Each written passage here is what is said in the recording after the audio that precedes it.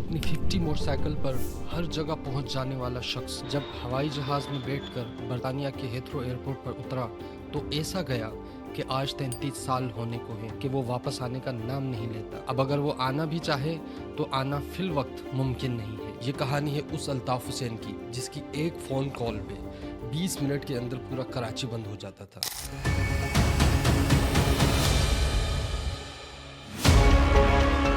لیکن آج وہ ایک میم مٹیریل بن کے رہ گیا ہے۔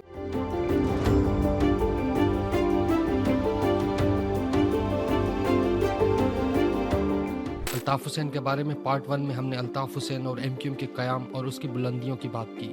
آج کی کہانی چلے گی کراچی کے ایک متنازع آپریشن بلو فاکس اور آپریشن کلین اپ سے۔ 1990 میں الیکشن ہوئے اور وفاق میں نواز شریف کی حکومت آ گئی۔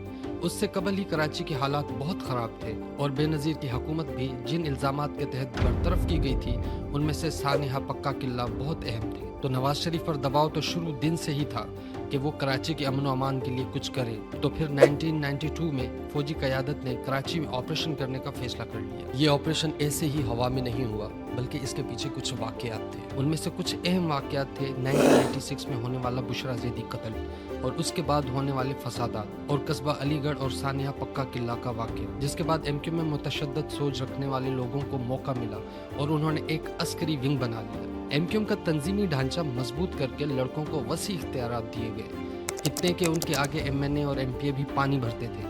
کراچی کو یونٹ اور سیکٹر میں تبدیل کر دیا گیا۔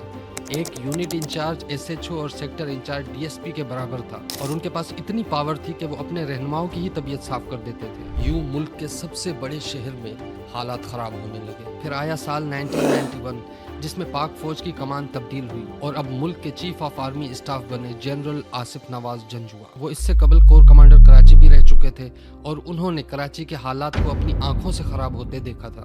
وہ الطاف حسین کو زیادہ پسند بھی نہیں کرتے تھے اور شہر کے حالات بھی خراب ہو رہے تھے۔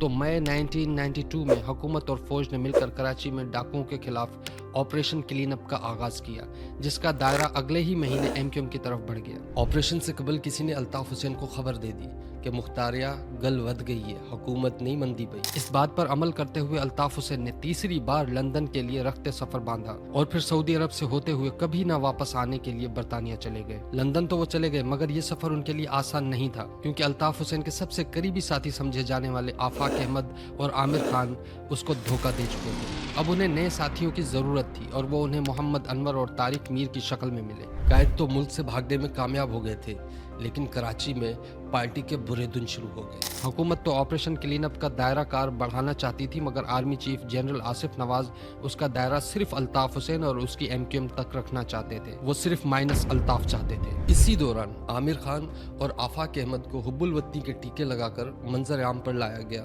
اور ان سے حقیقی کی بنیاد رکھوائی گئی۔ یہ سب تو چل رہا تھا تو اس دوران ایک نہایت عجیب و غریب واقعہ ہوا۔ 19 جولائی 1992 کے روز اس وقت کے D G I S P R brigadier Asif Haroon نے میڈیا کے سامنے یہ دعویٰ کیا کہ انہیں 90 پر چھاپے کے دوران جناح پور کے نقشے ملے ہیں۔ انہوں نے ایم کیو ایم پر الزام لگایا کہ وہ ملک سے علیحدگی کی تحریک چلا رہے ہیں اور اس کے شواہد بھی موجود ہیں۔ پھر ٹھیک 3 ماہ بعد فوج کی قیادت نے اعلان کیا کہ جناح پور والی بات سرے سے تھی ہی نہیں، یہ کہانی گھڑی گئی تھی صرف ایم کیو ایم کو فریم کرنے کے لیے۔ اس آپریشن سے جو علاقے سب سے زیادہ متاثر ہوئے ان میں لانڈھی، کورنگی، لائنز ایریا، ملیر اور لیاقت آباد شامل تھے۔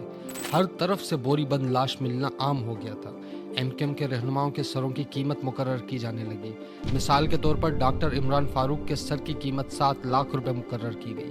مختلف کارکنوں کو گرفتار کر کے ان سے الطاف حسین کے مخالف بیانات ریکارڈ کروائے گئے اور اس کے بعد پی ٹی وی پر چلائے گئے۔ آسان الفاظ میں کہیں تو یہ ایم کیو ایم کے لیے 9 مئی کا سانحہ تھا۔ اس دوران ایم کیو ایم کو ختم کرنے کی کوشش کی گئی لیکن ایم کیو ایم کیا ہی ختم ہوتی، اسے عوام کی طرف سے زیادہ سپورٹ ملنے لگی، خاص طور پر جب ایم کیو ایم حقیقی کا قیام عمل میں آیا۔ عوام کی طرف سے اسے ایم کیو ایم کے خلاف ایک منظم سازش کے طور پر دیکھا گیا۔ جنوری 1993 میں اس وقت کے آرمی چیف آصف نواز کو جاگنگ کرتے ہوئے دل کا دورہ پڑا اور وہ اس جہاں فانی سے کوچ کر گئے۔ اس دوران مئی 1993 میں ہی بیرون ملک سے پلٹ کر آنے والے عظیم احمد طارق کا بھی قتل ہو گیا۔ اس کے ساتھ ساتھ ایم کیو ایم کے 1 درجن کے قریب رہنما قتل ہوئے۔ جب فوجی قیادت تبدیل ہوئی تو انہوں نے آپریشن بند کرنے کا فیصلہ کر لیا۔ پھر 1993 کے آخر میں بے نظیر کی حکومت واپس آ جاتی ہے اور انہوں نے وزیر داخلہ کے لیے اپنے خاص آدمی کا انتخاب کیا यानी कि फौजी जनरल नसीरुल्लाह बाबर, वही नसीरुल्लाह बाबर जिसने पाकिस्तान में तालिबान के क़याम के लिए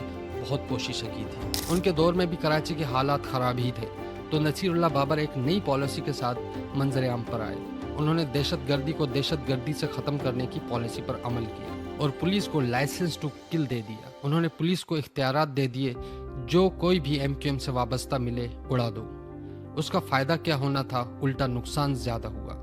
कराची के हालात ज़्यादा ख़राब होने लग गए। दोनों अतराफ से दहशत फैलाने वाले नाम मंजर-ए-आम पर आए। MQM की तरफ से फ़हीम कमांडो, नईम शरीफ, फारूक दादा, जावेद लंगड़ा, रेहान काना और सोलत मिर्ज़ा का नाम सबसे अहम था।